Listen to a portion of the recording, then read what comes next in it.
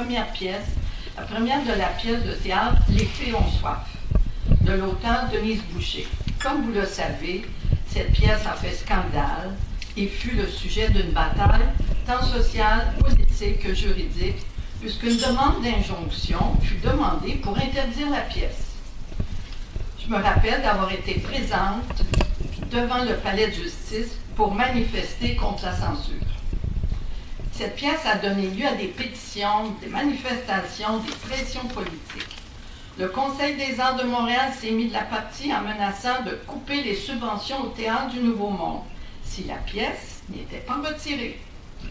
Ce à quoi n'a pas obtempéré le directeur du théâtre de l'époque, Jean-Louis Roux, défendant ainsi la liberté d'expression et de création. Cette pièce dénonçait l'oppression de l'Église catholique et du patriarcat en général en mettant en scène 3 archétypes féminins, soit la mère, la Vierge Marie, la putain. La pièce a été un révélateur important des forces antagoniques à la fin des années 70. Soit d'un côté, les partisans de l'émancipation des femmes, ou encore de la liberté d'expression et de création, et de l'autre côté, les forces associées à la droite religieuse, dont les Jeunes Canadiens pour une civilisation chrétienne, les Chevaliers de Colomb et l'Association des parents catholiques qui obtiennent une injonction. L'injonction est par contre levée par la Cour supérieure pour vice de procédure et non pas sur le fond de la question. Cette bataille s'est donc soldée par la victoire des forces progressistes et la pièce a eu lieu. Elle fut rééditée en 2018 et traduite dans de nombreuses langues. 40 ans plus tard, année pour année, en 2018, dans le même théâtre du Nouveau Monde, la pièce de théâtre Slave de Robert Lepage et Betty Boniface, mise au programme du Festival de jazz de Montréal, a été censurée, créant ainsi le scandale et un électrochoc non seulement dans le monde des arts, mais aussi dans toute la société. Cette pièce de théâtre musical, qui repose sur les chants d'esclaves noirs, avait pour but de rendre hommage à la résilience des victimes de l'esclave aux États-Unis. Paradoxalement, la pièce est contestée par des manifestants au nom de la lutte antiraciste et pour dénoncer l'appropriation culturelle dont se seraient rendus coupables des Blancs, coupables d'avoir profité de l'histoire, de la culture et de la souffrance des Noirs, selon les dires de Charlie Lucas Rose, un drôle de personnage venu de France, mais qui s'exprime en anglais. L'un des protagonistes, il était l'un des protagonistes de Slave Resistance. Notez que je mets les termes blanc et noir entre guillemets, car je ne suis pas d'accord avec le fait qu'on réhabilite le concept de race qui est critiqué, voire même récusé par la science depuis longtemps. Moi qui suis anthropologue, ce concept me mérite un peu. Hein? Bon. Quant à la pièce de théâtre Canada, devant raconter l'histoire des Autochtones, victimes du colonialisme canadien, elle s'est vue retirer le financement de ses principaux commanditaires. Le retrait des sommes promises en fait partie d'un puissant moyen pour censurer une création qui va à l'encontre des tendances de notre époque. Et l'avenir est sombre à cet égard. En effet, le président du Conseil des arts du Canada affirmait en septembre 2017 « L'appropriation des récits, des façons d'être et des œuvres d'art autochtones est tout simplement une continuité du colonialisme et de l'affirmation de ses droits sur la propriété des peuples autochtones.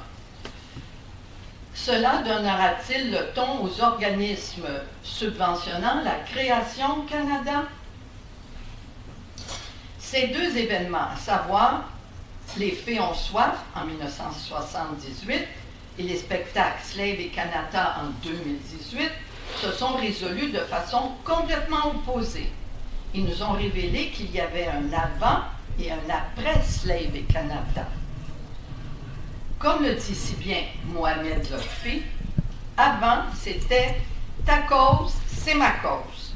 En fait, en valorisant la résilience des victimes d'exploitation et de discrimination, on était à l'époque du dialogue et de la solidarité.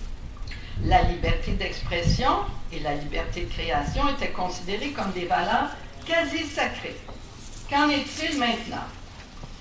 Comme le constate Mohamed Lotfi, c'est « touche pas à ma cause ». On ne touche pas à ma musique non plus. Et touche pas à mes caractéristiques identitaires. On ne mise plus sur la résilience des opprimés, mais on exacerbe la victimisation des marginalisés, ainsi que la confrontation entre personnes dites privilégiées et leurs présumées victimes. Enfin, on assiste à la fragmentation des luttes et à un climat de censure et d'exclusion.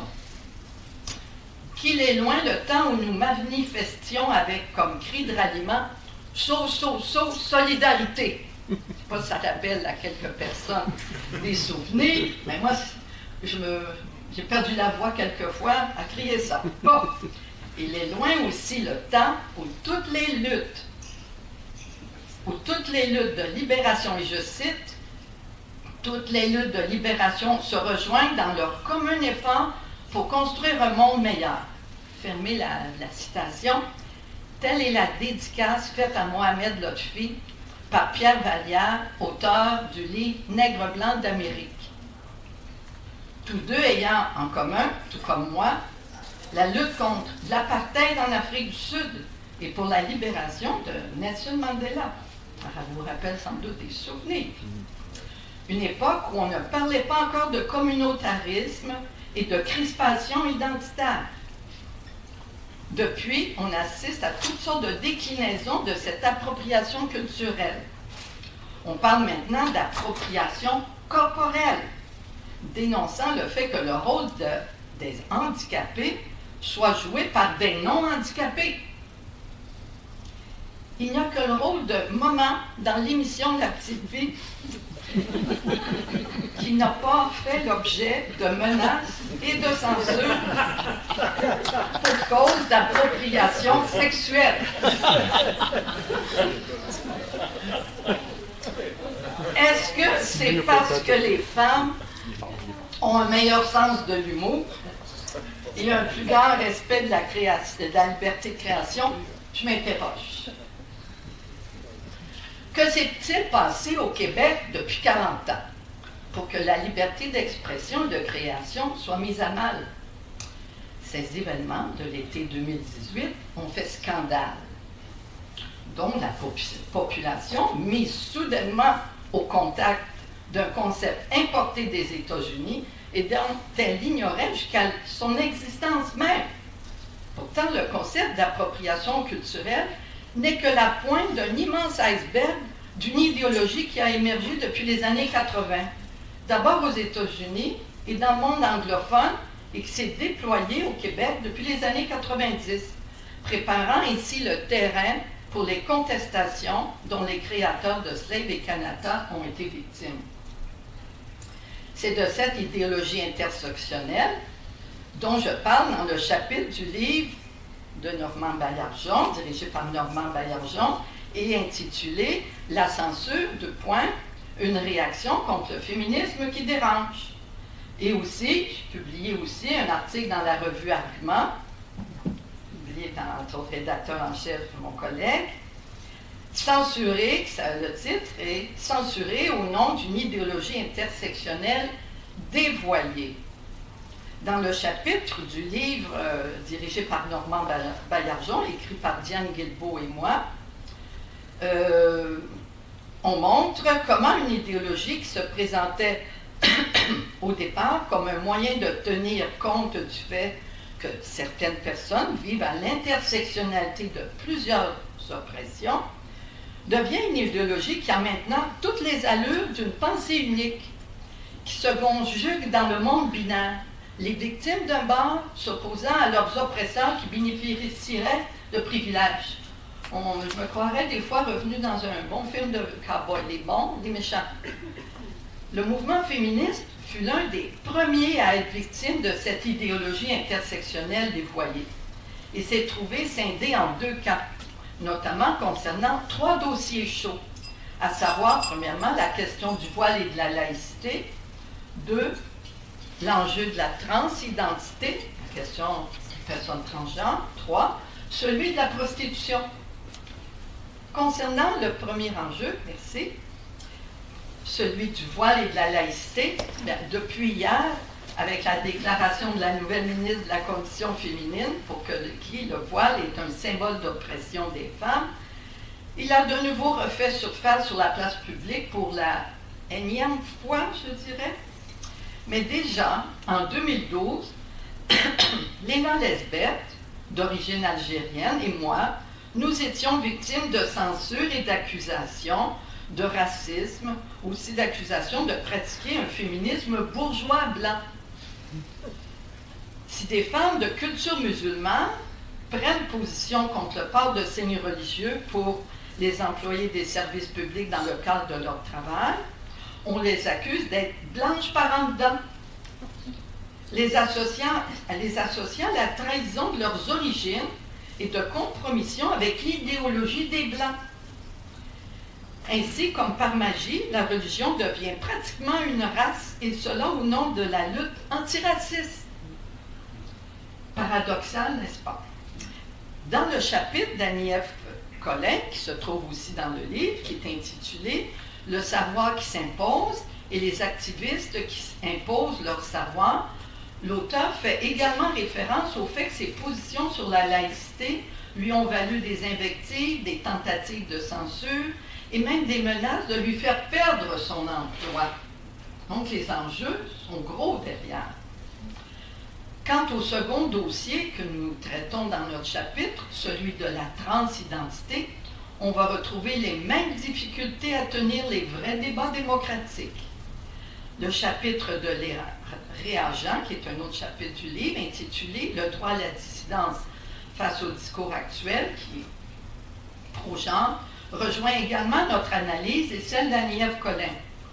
Toutes deux ont été victimes de diffamation et de menaces à cause des critiques qu'elles ont apportées à l'idéologie queer, qui veut abolir la binarité des sexes en jouant constamment sur la confusion entre le sexe biologique, constaté à la naissance, et le genre qui est un construit social.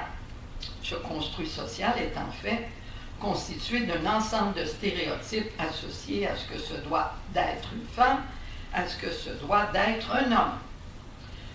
Tout récemment, la semaine passée, je crois, Nadia El Mabrouk a fait aussi les manchettes ayant subi la censure d'un syndicat de professeurs qui ne voulait pas qu'elle aborde la question de la laïcité et du sacré, le cours sacré, du cours, donc, éthique et culture religieuse, en prétendant, pour justifier qu'on annule la conférence qu'elle devait prononcer sur la laïcité à leur colloque, pour fêter leurs 100 ans, que Nadia aurait tenu des propos transphobes. Depuis, la diffamation va bon train pour justifier un cas patent de censure. Par contre, le brigadier de ses enfants l'a reconnu et l'a félicité. Fait que, il y a aussi peut-être un effet boomerang qui n'était pas prévu pour les gens qui ont annulé sa conférence. Enfin, le troisième dossier chaud, soit la question de la prostitution, fait ressortir le paradoxe des partisans de l'intersectionnalité. Celles-ci prétendent défendre les plus opprimés alors qu'elles prennent position en faveur du travail du sexe, expression que je mets également entre guillemets, lequel travail est supposé d'être un travail comme un autre. Quel paradoxe quand on sait que ce sont justement les femmes les plus pauvres, celles qui sont sans papier, les autochtones, qui sont davantage exploitées dans la prostitution. En fait, l'intersectionnalité n'est pas une contradiction près, notamment avec le mot diversité qu'on retrouve à toutes les sauces, c'est leur concept phare, alors que des partisans de cette idéologie font tout pour restreindre la diversité des opinions et faire taire les adversaires. On assiste malheureusement au diktat de la pensée unique. Notons également que l'idéologie intersectionnelle constitue une force importante pour fédérer les forces de la nouvelle gauche identitaire. on assiste à un renvoi d'ascenseur, comme par exemple autour du concept d'autodétermination de l'identité. Je t'appuie sur l'autodétermination de ton genre et tu m'appuies sans restriction sur mon choix de porter le voile, que celui-ci soit un simple hijab ou même un niqab. On a assisté ainsi à la Fédération des femmes du Québec à des alliances contre nature entre la mouvance de l'islam fondamentaliste et le mouvement pro-prostitution ou pro-transidentité. Allez comprendre. Il faut le voir pour le croire. De même, dans des débats très polarisés comme celui d'une éventuelle loi sur la laïcité, on assiste à des alliances pour censurer les féministes universalistes qui remettent en question l'idéologie intersectionnelle et pour lesquelles la laïcité est une condition essentielle, même si ce n'est pas suffisant, et cela pour faire avancer les droits des femmes. Comme femme de gauche, membre fondatrice et démissionnaire de Québec solidaire, je déplore que cette censure soit véhiculée par une gauche dite régressive, ils font l'appel identitaire, aussi étiquetée comme une gauche racialiste, de fait qu'elle a réhabilité le concept de race. Enfin, on a encore de la difficulté à cerner cette gauche qui a perdu ses repères traditionnels et qui est en train actuellement d'affaiblir le mouvement féministe à force de soutenir les agendas politiques de groupes qui ont pénétré le mouvement et secondarisent, voire même menacent, la mission première du mouvement féministe. Pour terminer, je veux remercier Normand Baillargeon pour avoir pris l'initiative de coordonner cet ensemble d'essais. Je le remercie d'avoir compris l'urgence de mener la réflexion sur la montée de la censure, car ce sont surtout les individus qui comprennent les enjeux et s'organisent qui peuvent changer le cours de l'histoire. C'est d'ailleurs ce qui a mené à la fondation du groupe féministe, dont je suis fondatrice, pour les droits des femmes du Québec en 2013. Tout récemment, le 13 décembre 2018, une petite victoire a été remportée dans la défense de la liberté d'expression, à savoir l'abrogation de l'article 296 du Code criminel portant sur le blasphème. C'est cet article qui avait servi pour demander une injonction pour interdire la pièce « Les filles ont soif ». 40 ans après, cela montre que le travail tenace de militants bien organisés peut finir par faire avancer la cause de la liberté d'expression et de la liberté de conscience. Merci.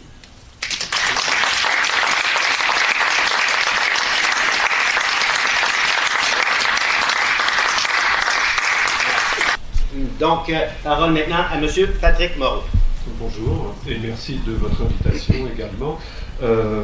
Donc, comme Michel Serrois l'a dit en présentation, la revue Argument a préparé, c'est dans l'air du temps, est-ce que vous m'entendez bien dans le micro? Ouais. C'est dans l'air du temps, un numéro sur la censure qui est paru cet automne. Et je partirai, j'espère que je ne vais pas trop répéter ce qu'a dit Michel, mais je partirai des mêmes prémices. En l'occurrence, il me semble que l'affaire Slav cet été a mis sur la place publique un phénomène qui était relativement marginal avant ça, enfin marginal, qui existait, et j'imagine que vous le savez mieux que moi, dans les universités, mais qui était resté à peu près confiné au monde universitaire. L'affaire Slav l'a mis vraiment sur le devant de la scène et disons, l'a présenté au grand public, qui en a probablement été surpris. Alors c'est un peu sur ce que j'appellerais cette nouvelle censure qu'on voyait se profiler dans le monde universitaire depuis assez longtemps et qui, depuis cet été au Québec, mais évidemment aux États-Unis et au Canada anglais depuis bien plus longtemps, prend de plus en plus de place dans le débat public. Alors je parlerai de nouvelle censure parce que je crois qu'elle est justement très différente de ce qu'on est habitué à appeler la censure, au point même d'ailleurs que le terme censure n'est peut-être, c'est celui que j'utiliserai, mais n'est peut-être pas exactement adéquat d'une certaine façon. Alors ma réflexion vient donc de ces phénomènes. On a vu cela, on a vu Kanata. Je ne sais pas si l'affaire a fait moins de bruit, mais il y a eu une nouvelle également à la fin de l'été où il y a eu une espèce de pression pour qu'elle ne soit pas éditée dans la revue XYZ. On a vu récemment l'humoriste qui a été exclu d'un spectacle pour cause de dreadlock. Et enfin Nadia El Mabrouk, effectivement tout récemment, qui s'est vue désinvitée. Alors c'est un peu toujours les deux termes qui reviendront, soit désinvitation, soit accusation d'appropriation culturelle. C'est un peu peut-être pas les prétextes, mais en tout cas les raisons données pour ces interdictions de parole ou ces refus de prendre en compte certains discours. Alors le phénomène est relativement voyant depuis peu. La première chose qui me semble intéressante avec cette censure que j'hésite à appeler censure, c'est son caractère strictement privé. Alors c'est d'ailleurs pour ça que j'hésite à parler de censure. La censure normalement vient de l'État. Or là, on a un phénomène qui est relativement inédit. On a une censure qui est réclamée par des groupes militants, mais qui n'émane ni de l'État, ni des tribunaux, ni de la loi, etc. Donc, est-ce vraiment une censure? A priori, ces militants ou ces groupes activistes n'ont absolument pas le pouvoir de faire interdire quoi que ce soit. Donc, bref, c'est une censure un peu relative. En même temps, l'effet de ces manifestations me paraît exactement le même que s'il y avait une censure de type étatique, puisqu'au bout du compte, certains discours sont interdits. On interdit de parler à certaines personnes, en tout cas dans certains lieux, etc., etc. Alors j'avais prévu moi aussi d'évoquer la loi sur le blasphème qui vient d'être abolie, parce que c'est assez singulier. La censure d'État dans la plupart des pays occidentaux a plutôt tendance à reculer, voire à disparaître, ou à peu près depuis bien des décennies. Et on voit ressurgir un phénomène nouveau qui a pourtant à peu près le même effet, mais sur tout à fait autre chose. Oui, je ne vais pas développer ceci. Donc c'est une censure qui émane de groupes strictement militants. Souvent assez peu nombreux d'ailleurs. Les manifestants devant le Théâtre du Nouveau Monde qui ont abouti à la suppression du spectacle slave étaient quelques dizaines tout au plus. Alors c'est assez singulier ça aussi parce qu'on n'a pas vraiment une vague, une revendication d'une opinion publique qui serait très remontée contre un discours ou contre un spectacle, mais on a finalement de très petits groupes souvent de militants soutenus, il est vrai, par les réseaux sociaux et l'effet de vague que ça peut donner à certaines revendications, mais quand même donc des groupes assez peu nombreux. D'où cette idée de privatisation de la censure, puisque finalement certains de ces groupes, au nom de leur idéologie, vont s'arroger le pouvoir vont essayer en tout cas de s'arroger le pouvoir de faire interdire certains discours. Mais finalement, le vrai pouvoir d'interdire l'invitation d'un conférencier dans une université ou d'interdire un spectacle dans une salle de spectacle ou dans un théâtre ou dans un festival, il n'appartient évidemment pas à ces militants, mais il appartient finalement aux institutions qui acceptent d'interdire sous généralement des prétextes plus ou moins fallacieux. Alors si je prends le cas de Slave, on s'en souvient tous, le directeur du festival de jazz a invoqué la blessure de Betty Bonifaci pour suspendre les représentations de la pièce. Alors en même temps, évidemment, ça ne trompait pas grand monde, c'est-à-dire qu'il était clair que c'était plutôt une réaction à la polémique qui avait lieu et aux manifestations. Mais en même temps, il était difficile de parler de censure, puisqu'on avait un festival qui décidait tout simplement pour des raisons... Alors il disait à l'époque de blessure de Bonifaci, dans un reportage récent qui a été diffusé sur RTV, il tient un tout autre discours. En fait, il explique que la pièce était interdite parce qu'il y avait des risques de violence devant le théâtre, c'est-à-dire, j'imagine, de contre-manifestations, et on craignait donc qu'il y ait des actes de violence commis devant le TNM, et donc pour éviter toute violence, il a préféré interdire, suspendre, disons, la pièce. Enfin bref, là où je veux en venir, c'est que ce ne sont pas les groupes militants qui interdisent quoi que ce soit, mais les institutions ou les compagnies privées qui vont finalement céder à leur injonction, généralement pour des raisons qui n'ont rien à voir avec la censure, disent-elles, la plupart du temps pour éviter certains types de violences. Alors par exemple, quand un conférencier controversé est invité que ça, en tout cas le cas s'est présenté au Québec, je ne crois pas, mais le cas s'est présenté assez fréquemment au Canada anglais, c'est toujours la violence qui était invoquée, on craignait que les manifestants provoquent une forme de violence. Alors bref, c'est pas exactement une censure de ces militants-là, mais en même temps, les faits, je le répète, est le même, et ils arrivent comme ça à faire interdire des choses. Et en même temps, à chaque fois qu'une institution ou qu'une compagnie cède, eh bien, dans le fond, cette dynamique sensoriale est renforcée, puisque il suffit de très peu de gens qui se mobilisent contre un spectacle, contre un conférencier, contre n'importe quoi finalement qu'on voudrait interdire.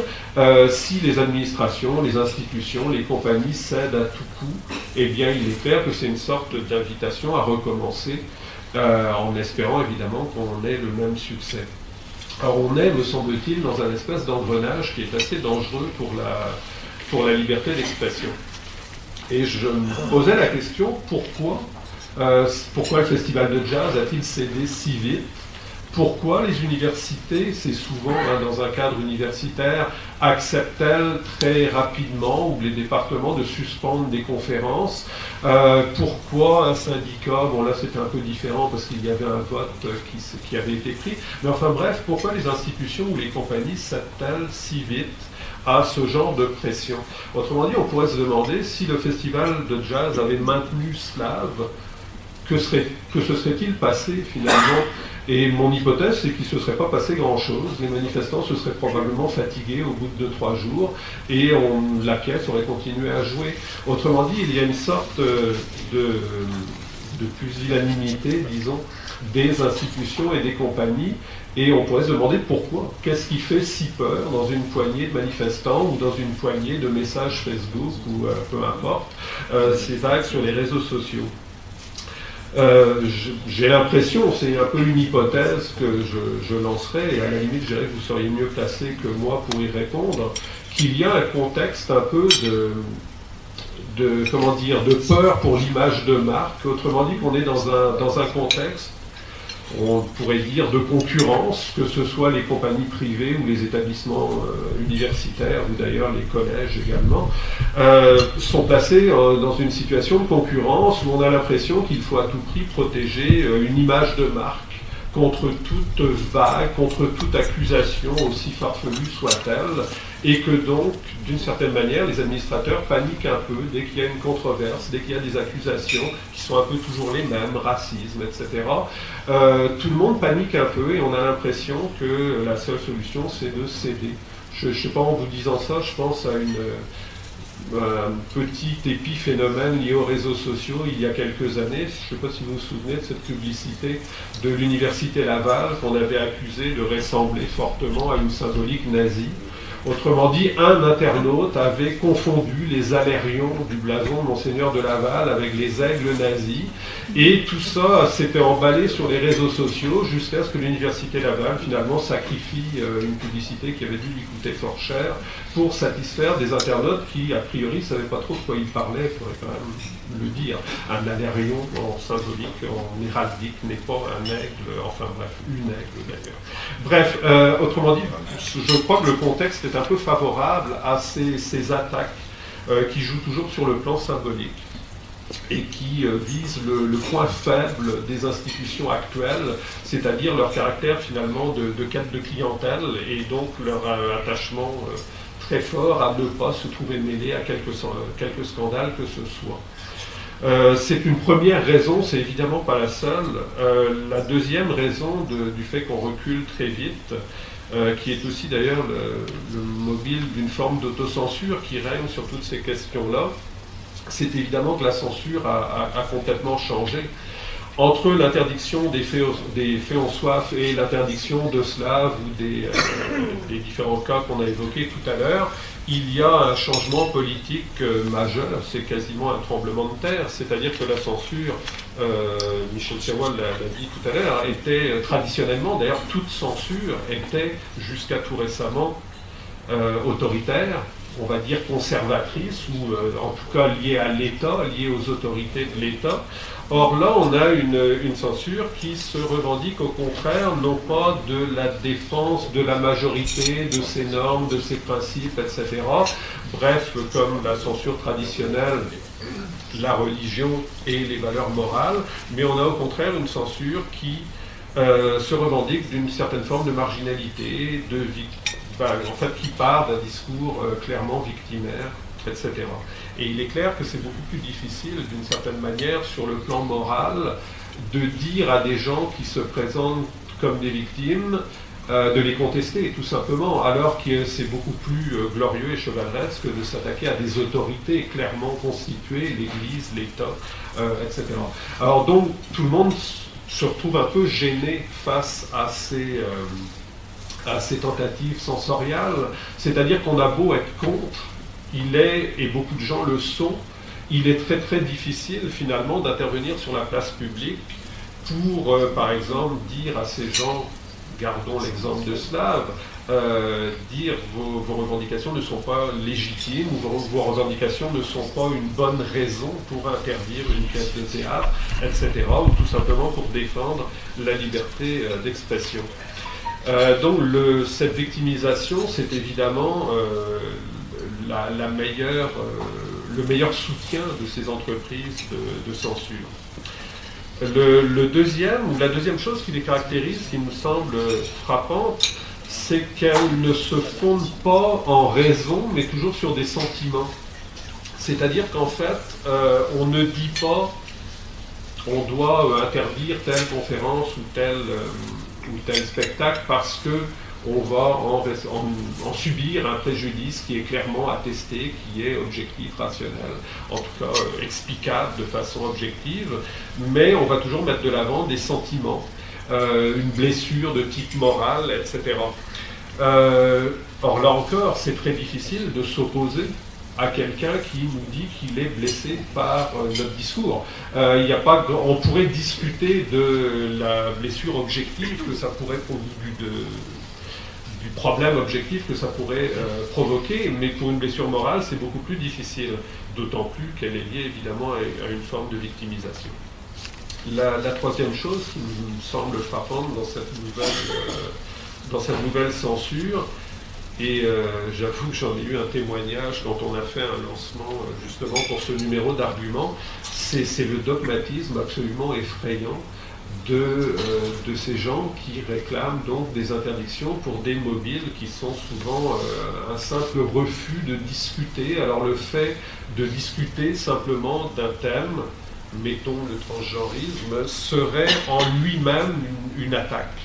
Mais dans ce cas-là, qu'est-ce qu'on fait? Je veux dire, si on ne peut pas discuter et qu'on ne peut pas donc contre-argumenter, parce que le simple fait de contre-argumenter est vécu comme une attaque, ça pose un véritable problème et on est obligé à ce moment-là, effectivement, si on accepte en tout cas ce principe, de céder toute la place. Autrement dit, il y a une bonne conscience que je trouve absolument effarante. Je peux peut-être, je ne sais pas si j'ai le temps d'ailleurs, je n'ai pas regardé ma montre, mais je peux peut-être vous raconter une anecdote. Quand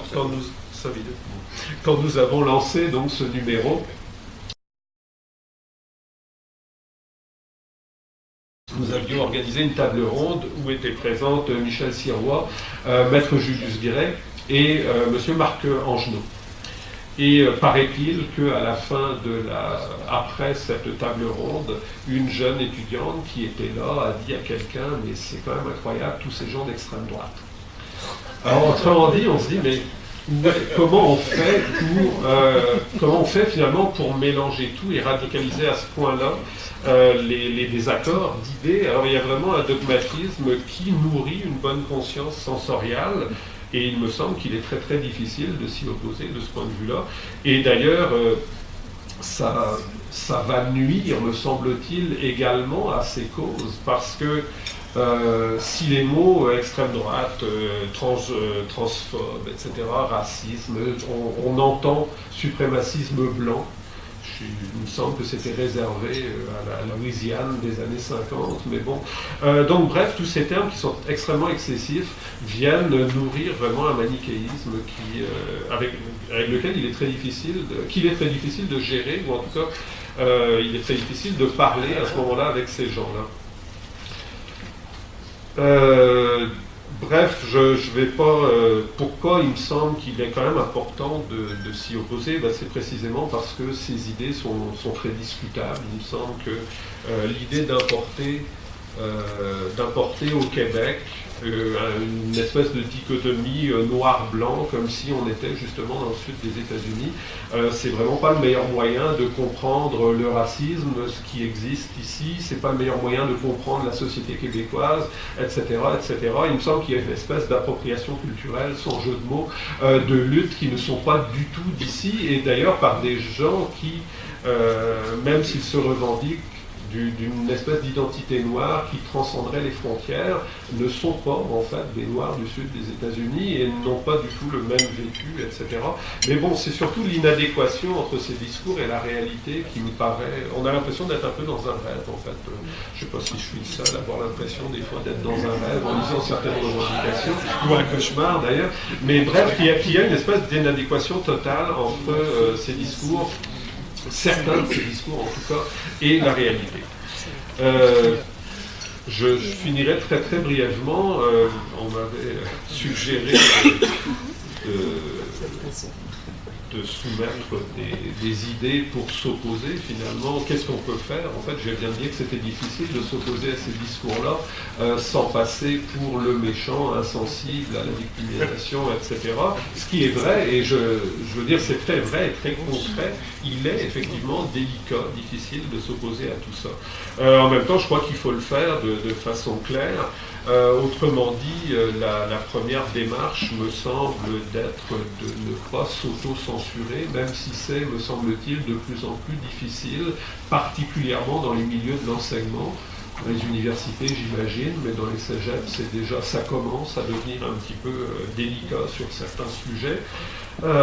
Et dans les médias, je dirais encore plus, enfin en tout cas, on n'offre pas souvent la parole à des gens qui vont contester ces discours militants qu'on présente toujours un peu comme des évidences, alors qu'ils ne le sont pas, me semble-t-il. Donc, bref, ne pas céder à une forme d'autocensure.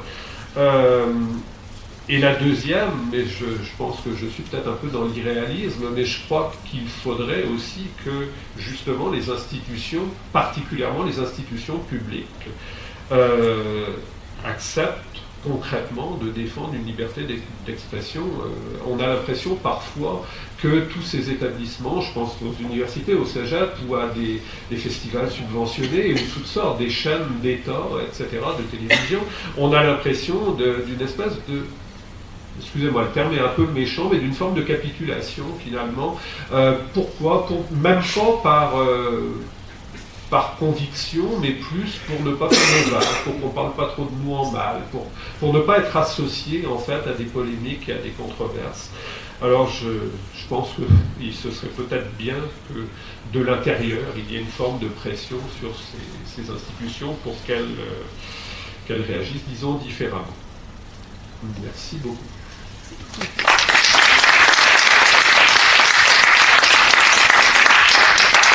Alors, ces deux interventions, elles seules, j'imagine, peuvent susciter bon nombre de commentaires et réactions, mais je souhaitais quand même ajouter ce lien avec la liberté universitaire, évidemment, eu égard au fait que je me suis commis de concert avec Hans Poirier dans un chapitre de l'ouvrage, et donc, disons, me prêter un peu au jeu de mon chapitre en 30 secondes, qui est maintenant rendu la norme. Alors, moi je suis plus rapide que ça. J'ai dû la fortune en 30 secondes, c'est pas possible. Pour l'intro. Alors, premier élément, c'est bien sûr la définition de la liberté universitaire par rapport à la liberté d'expression. À savoir que, évidemment, dans le régime québécois et canadien, la liberté d'expression, elle est limitée par les discours haineux, les incitations à la violence, etc. Bref, il existe des garde-fous, des protections collectives contre l'exercice, on peut dire, abusif de la liberté d'expression. La thèse que je défends dans l'ouvrage, c'est qu'il ne saurait y avoir de limite à l'exercice de la liberté universitaire, que la liberté universitaire, bien sûr, ce n'est pas un privilège de caste, disons, du corps professoral, mais c'est bel et bien un garde-fou que la société se donne pour continuer d'être guidée par la raison. Et donc, on est, si on veut, responsable de l'exercice de cette liberté, à défaut de quoi, me semble-t-il, on risque de s'engouffrer dans ce qu'on pourrait appeler l'obscurantisme des doctrines et idéologies. Donc, il y a une définition assez simple qu'on propose dans le chapitre, à savoir que la liberté universitaire, c'est le droit ou la capacité de dire des choses qui vont heurter les pouvoirs et les sensibilités. Alors, mais au nom, bien sûr, d'une recherche honnête de la vérité. Alors, tout se joue là, du point de vue de la responsabilité. Il s'agit d'attester comme membre de la communauté universitaire ou scientifique du sérieux de notre démarche. Par exemple, un cadre conceptuel, une méthodologie crédible, une interprétation, une discussion sur les résultats solides. Et c'est souvent autour de ces aspects-là que vont porter les débats. Or, dès lors qu'on se situe, disons, dans le registre de la liberté d'expression, souvent c'est l'attaque à la personne qui va l'emporter, puisqu'on ne se souciera pas de savoir sur quel fondement théorique, sur quelle méthode et sur quelle, donc, démarche empirique on aura mené notre discours. L'enjeu, m'a-t-il semblé, de l'exercice de la liberté universitaire, c'est notamment à l'extérieur de l'université. Et là, il y a une zone assez difficile à jauger, à savoir dans quelle mesure, effectivement, même sorti de nos campus, on peut l'exercer, donc sans risque de pénalité professionnelle. Et on sait que certaines de nos collègues s'y sont risqués, et parfois avec des retours difficiles. Mais là encore, me semble-t-il que la même logique doit prévaloir. Si on a affaire à un travail sérieux, rigoureux, de quête de vérité, normalement, ça mérite d'être entendu et ça doit pouvoir l'être. Ça ne peut pas jouir des mêmes protections institutionnelles qu'une université peut offrir à ses membres dès lors qu'une conférence, par exemple, d'un de ses membres à l'intérieur du campus doit avoir lieu. À mon sens, c'est ce que je plaide, l'institution a le devoir de garantir cette présentation-là, ce qui ne va pas nécessairement de mise avec la liberté d'expression sur les campus. Liberté d'expression qui parfois donne l'impression, avec l'ouverture des universités récemment, qu'on peut accueillir toute, je dirais, idéologie et que tout doit pouvoir circuler librement, alors qu'on refuse parfois à des membres de la communauté universitaire qui ont fondé leurs propos sur une démarche solide, la capacité de parole. Alors là, il y a un problème et j'estime que, effectivement, les administrations universitaires, et c'est un peu l'objet de la lettre ouverte des collègues parue récemment, ne protègent pas adéquatement cette liberté. Et donc, la contrepartie de l'enjeu de l'exercice de la liberté universitaire en campus, c'est la liberté d'expression à l'intérieur des campus. Et là, normalement, enfin, ce qu'on a pu observer au Canada, comme au Québec, c'est des arbitraires des administrations. Dès lors qu'ils reçoivent des missives à l'effet que ça risque de brasser à l'entrée, que peut-être la sécurité des gens pourrait être compromise, ils ont tendance à annuler éventuellement la conférence, en fait la prise de parole. Je dirais les collègues les plus avancés, ce qu'ils proposent, c'est de jouer immédiatement à la médiation et d'essayer déjà d'articuler un peu les conditions relativement propice à l'exercice de la liberté de parole à l'intérieur de l'université. Et donc, des collègues dans l'Université canadienne ont mis ça de l'avant en disant si je reçois un message de quelque parti que ce soit, membre de la communauté universitaire, non, parce qu'évidemment, l'université est dite ouverte sur la société, fait en sorte qu'il y a des gens qui n'appartiennent pas à la communauté universitaire qui s'y insèrent et prennent parole. Et donc, le jeu de médiation a parfois servi et permis effectivement de trouver une issue, à savoir, par exemple, d'avoir un discours ou une conférence contradictoire et permettre évidemment à plusieurs voix d'être entendues. Et c'est normalement ce qu'on recherche dès lors qu'on est dans une quête honnête de la vérité. Ce qu'on soulève bien sûr aussi, c'est les menaces à la liberté universitaire, les menaces externes, on en a beaucoup évoqué, à travers les partenariats de recherche, à travers éventuellement des doctrines religieuses, à travers éventuellement donc des pressions politiques. mais il y a aussi les menaces intérieures. Nous, on a beaucoup soulevé un peu plus tôt, là, pour fin de votre information, vos lumières, les attaques en provenance des directions universitaires.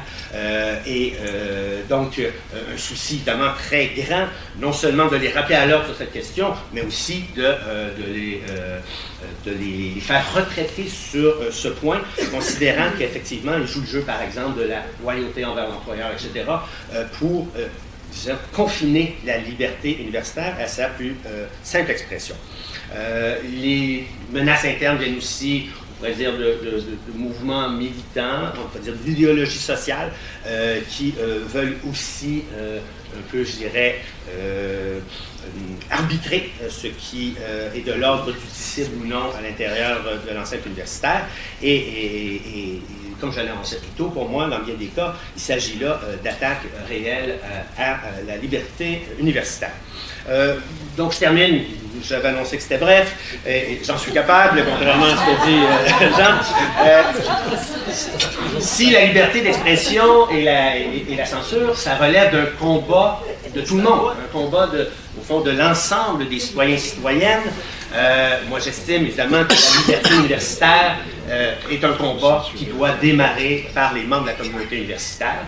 Ça veut, hein, comme je le laisse entendre un peu plus tôt, c'est pas qu'on veut s'approprier définitivement cette liberté, mais il faut bien débuter quelque part. Et comme on a, nous, des assises dans nos conventions collectives, les profs d'université, sur lesquelles on peut s'appuyer, ben, j'estime que c'est vraiment à partir de là qu'on peut avancer et donc permettre effectivement cet exercice pour le plus grand bien, évidemment, des membres de la communauté universitaire, mais plus largement de la société. Et c'est pourquoi, effectivement, on peut jouer de cette note à l'effet que les bénéfices sont collectifs et que les attaques qui viseraient à vouloir, je dirais, disons, mettre en question cette prérogative d'un corps très limité ne porte pas dès lors qu'on l'associe, cette liberté, à l'exercice même de la fonction enseignement, recherche et exercice donc de la raison empirique dans nos travaux. Alors voilà, je ne m'étends pas davantage et on va ouvrir la discussion plus largement.